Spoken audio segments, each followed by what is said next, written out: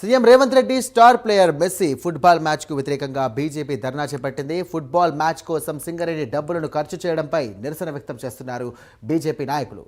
Right, ఇదే అంశానికి సంబంధించి కూడా ప్రస్తుతం లైవ్ కొనసాగుతోంది. ఇప్పుడు చూద్దాం. అక్కడ ఉన్నటువంటి దాదాపు 50 సంవత్సరాల క్రితం నిర్మాణం చేసినటువంటి శిథిలావస్థలో ఉన్నటువంటి అక్కడ మరి క్వార్టర్స్ని కూడా రిపేర్ చేయడానికి నిధులు లేవంటున్నారు. అక్కడ డ్రింకింగ్ వాటర్ ఫెసిలిటీస్ లేవంటున్నారు. అక్కడ ఉన్నటువంటి మరి రిటైర్డ్ ఎంప్లాయీస్కి కానీ ఎంప్లాయీస్కి కానీ ఉచితంగా మందులు ఇవ్వాలా, మరి ఇప్పటి వరకు మందులు కావాలంటే హాస్పిటల్లో మందులు లేవని చెప్పేసి మరి వైద్యులు చెప్తా ఉన్నారు. బీపీ టాబ్లెట్స్ లేవు, షుగర్ టాబ్లెట్స్ లేవు, కనీస సౌకర్యాలు లేవు అక్కడ. మరి అలాంటి వాటి కోసం వెచ్చించకుండా ఈరోజు కేవలం ఆయన ఇంటర్నేషనల్ పబ్లిసిటీ కోసం, ఆయన మరి ఫ్యాంటసీ కోసం 5 నిమిషాలు మెస్సీతో క్రికెట్ మన ఫుట్బాల్ ఆడడానికి ఈరోజు దాదాపు 100 కోట్ల రూపాయలు వివిధ శాఖల నుంచి తీసుకొని ఖర్చు చేస్తున్నాడంటే మరి ఇది మరి ఈ పిచ్చి పరాకాష్ఠకు చేరినట్టా కాదా ఒకసారి మరి ప్రజలు గమనించాలని తెలియజేస్తా ఉన్నాను. రేవంత్ రెడ్డిని సూటిగా 3 ప్రశ్నలు అడుగుతా ఉన్నాను. రేవంత్ రెడ్డి, ఈ నిధులు ఎక్కడి నుంచి వచ్చినాయి? మరి ఈ నిధులు ఎందుకోసం అని చెప్పి ఈరోజు నువ్వు ఈ నిధుల్ని దారి మళ్లించి మెస్సీ కోసం ఖర్చు పెడతా ఉన్నావు.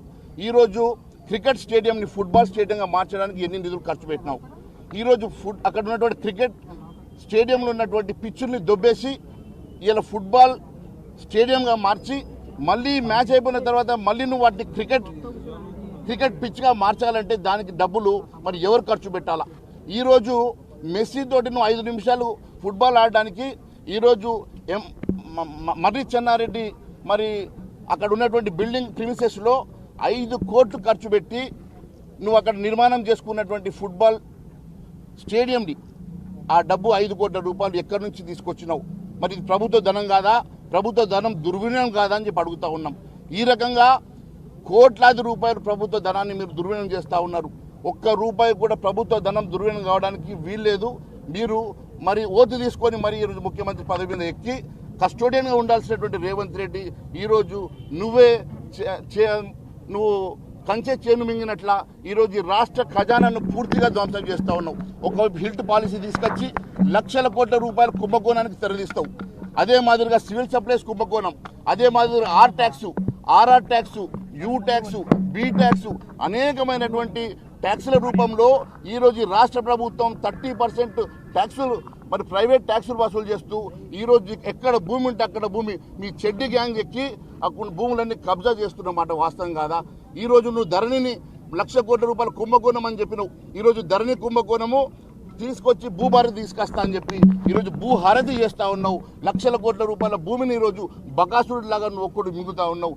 ఈరోజు నువ్వు నీ చెడ్డి గ్యాంగ్ కలిసి సూడో క్యాబినెట్ నిర్మాణం చేసుకొని ఈరోజు అందరినీ భయభ్రాంతులు చేసేసి ఈరోజు వాళ్ళ దగ్గర కూడా సిఎస్ఆర్ ఫండ్ తీసుకొని నువ్వు ఈరోజు ఇష్టానుసారంగా మరి ఏ రాష్ట్ర ప్రజల కోసం ఖర్చు పెట్టాల్సిన డబ్బును కూడా ఈరోజు నువ్వు రాష్ట్ర ప్రజల కోసం కాకుండా, వారి ప్రయోజనాల కోసం కాకుండా, వారి సంక్షేమం కోసం కాకుండా ఈరోజు ఫుట్బాల్ మ్యాచ్ల కోసం నీ ఫ్యాంటసీ కోసం ఖర్చు పెడతా ఉన్నావు కదా.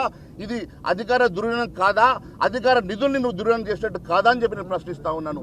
ఈరోజు భారతీయ జనతా పార్టీ సూటిగా రేవంత్ రెడ్డి గారిని ప్రశ్నిస్తూ ఉన్నది. ఈ రోజు నువ్వు 100 కోట్ల రూపాయలు మెస్సీ కోసం నువ్వు ఖర్చు పెట్టేటువంటి డబ్బు వల్ల ఈరోజు రాష్ట్ర ప్రజల కోసం ఏం ఉపయోగం అవుతా ఉన్నది? రాష్ట్ర ప్రజలకు ఎక్కడన్నా 1 రూపాయైనా దీనివల్ల ఉపయోగం అవుతుందా అని అడుగుతా ఉన్నాను. ఇవే 100 కోట్ల రూపాయలు ఈరోజు రూరల్ ప్రాంతం లోపల మా క్రీడాకారుల కోసం ఖర్చు పెడితే ఆ ప్రాంతంలో స్టేడియంలు కట్టొచ్చు. ఇక్కడ ఉన్నటువంటి పేద విద్యార్థుల కోసం ఉపయోగపడతాయి, మరి హాస్పిటల్ కోసం ఉపయోగపడతాయి. ఇలా ప్రజా సంక్షేమం కోసం ఖర్చు చేయాల్సినటువంటి ఈ డబ్బుని నువ్వు ఈ రకంగా మరి 100 కోట్ల రూపాయలు వృధా చేస్తూ ఉన్నావు. అదే మాదిరిగా అనేకమైనటువంటి కుంభకోణాన్ని నేను అనేకసార్లు బయట పెట్టిన. ఒకవైపు నువ్వు రివైజ్ ఎస్టిమేషన్ పేరు మీద 1,000 కోట్ల రూపాయలు కాంట్రాక్టర్లకు ఇస్తావు. ఈరోజు మరి కోట్లాది రూపాయలు విలువ చేసేటువంటి భూములు కాజేస్తావు. భూహారతి పేరు మీద నువ్వు ఈరోజు మరి భూభారతి తీసుకొచ్చేసి మరి భూముల్ని కాజేస్తా ఉన్నావు కదా రేవంత్ రెడ్డి. నేను ఈరోజు ఓపెన్ ఛాలెంజ్ చేస్తా ఉన్నాను. నేను ఆరోపణ చేసినటువంటి ఏ అంశం మీదైనా నీకు దమ్ము ధైర్యం ఉంటే ఎక్కడైనా సరే నేను డిబేట్కి సిద్ధంగా ఉన్నాను.